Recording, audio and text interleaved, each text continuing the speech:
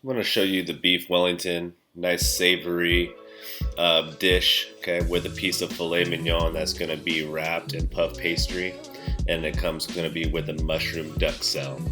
Normally your filet is a nice long tenderloin, very expensive piece of meat. Okay, you can see the grain running in this piece of meat, kind of goes with the tenderloin. Okay, I'm gonna make one beef Wellington, but if you wish to make two, because you have a nice piece of meat, then you can cut it right in half. Okay, right in half. You really want the grain to run up and down in a piece of filet. That's the way you're gonna want to present it. Okay, so you're gonna want to sear it accordingly.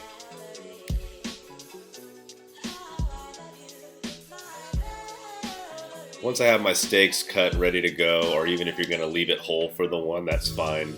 We're gonna move over to the stove top, and you should have a nice hot pan going. Okay, I'm gonna use a cast iron. That's not necessary. You can use stainless steel or anything else you have or you're comfortable with. Okay, you really want a nice heat on that pan, almost to like a smoking point. Okay, there's already a little oil in my pan. I'm gonna generously season this steak here. Make it really, really nice and tasty and flavorful.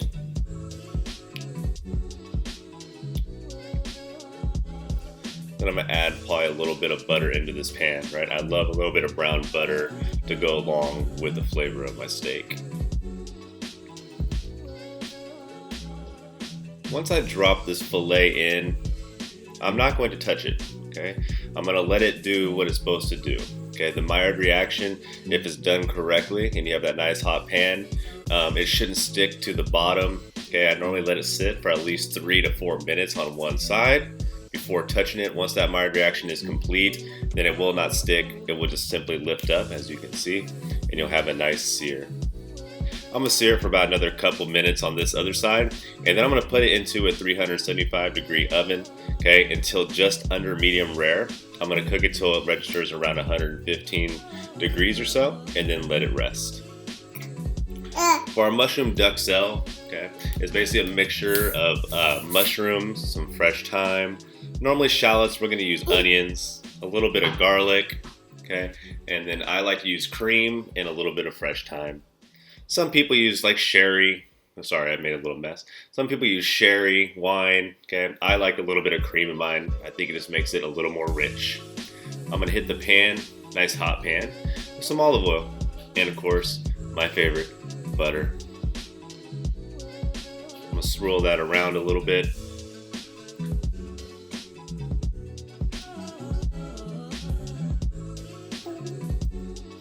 Then I'm gonna add these onions, chopped onions, and begin sweating those, right? And a little garlic also, nice aromatics in there.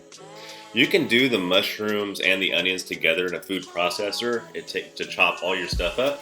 There's really no wrong way to get it all chopped. I like to use my knife and work on my knife skills, but food processor works just fine too. So we're gonna sweat those onions. Once they're ready, we're gonna add all these nice finely chopped mushrooms. Any mushrooms will do. We do know that mushrooms are mostly water, so you're going to want to evaporate all this liquid. So it's going to take just a moment.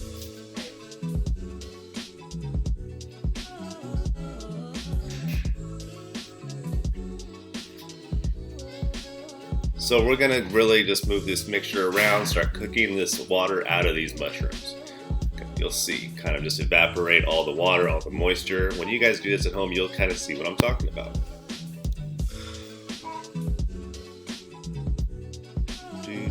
Once all the moisture is kind of evaporated, I'm going to throw in my thyme, my fresh thyme leaves here. I did not chop them, I just left them whole. And then I'm going to finish with just a touch of cream. Beautiful. And I'm going to kind of bring all that together, right? Combine all that together. Let the cream reduce a little bit so it's nice and thick. And this mushroom duxelle, it should be relatively thick, kind of like pasty in a way. Okay, but it should be having really nice flavor, be really, really savory. And the mushrooms and the filet and the puff pastry just go really well together. So here we have our steak, okay? It's gonna be a little under medium rare, ready to go, right? Looks beautiful. Then we have our mushroom duxelle, which we just made, and we have some egg wash, right? 1 egg, just whipped around. You can add a little water if you wish, but you do not have to. And I also have my puff pastry, okay, which I have laid out and rolled out so slightly. Okay, so slightly. This is a pretty big piece of puff pastry. Okay, you really don't need all that. You can probably cut it down. I'm just gonna show you just for the purpose of this video. I'm gonna add the mushroom duxelle on the bottom here. Give yourself a nice bed. That nice savory mushrooms and cream thyme. Okay, then I'm gonna put this nice filet just right on top as it sits there. Lovely. Okay, then we're gonna use this egg wash here in a minute to seal these edges. Okay, so I'm gonna go ahead and just paint, kind of paint this egg along these edges. And when I fold it, it's really gonna help it. It's really gonna help it. It's really gonna help it like come together and stay nice and tight. Okay, that's what you want. You want to keep all that air inside of that puff pastry package. So there we go. We have an egg wash. Now I'm gonna fold it over the fillet, and I'm gonna continue to keep going around, really sealing those edges as I go around. You'll notice how this is a really big piece of puff pastry. It stretches too, so you really don't need that big a piece. Okay, but for the sake of this video, why not? So nice, I'm gonna kind of pinch those edges, seal the edges, turn it back on its side, on its seal side, and kind of puff it up. And look how beautiful this little package looks. A little package of goodness. Once he's ready to go, I'm just simply gonna give it some nice little score marks on the top. Okay, that's just kind of my signature, but you can do anything you want. Some people use their extra puff pastry, and you can use like any seasonal cutout, right, cookie cutout, and put it right on top. Okay, it looks really, really cool, kind of puffs up. I've seen people do leaves, and people do Valentine's Day hearts for, you know, their loved ones. So you can kind of do anything, right, kind of make it your own. Then I'm gonna finish one more time with the egg wash. Okay, this egg wash is gonna give it a nice crust on top and give it the nice, beautiful cut brown color that we want when it comes out.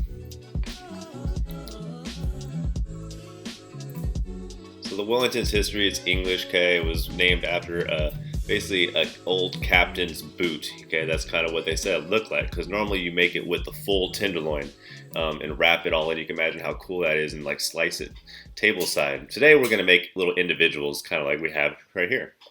Once that's ready to go, we're gonna pop it in the oven. Okay, about 20 minutes or so. Hot, nice hot oven, 425 degrees. Let it come out. Do not cut it right away. You need to let it rest.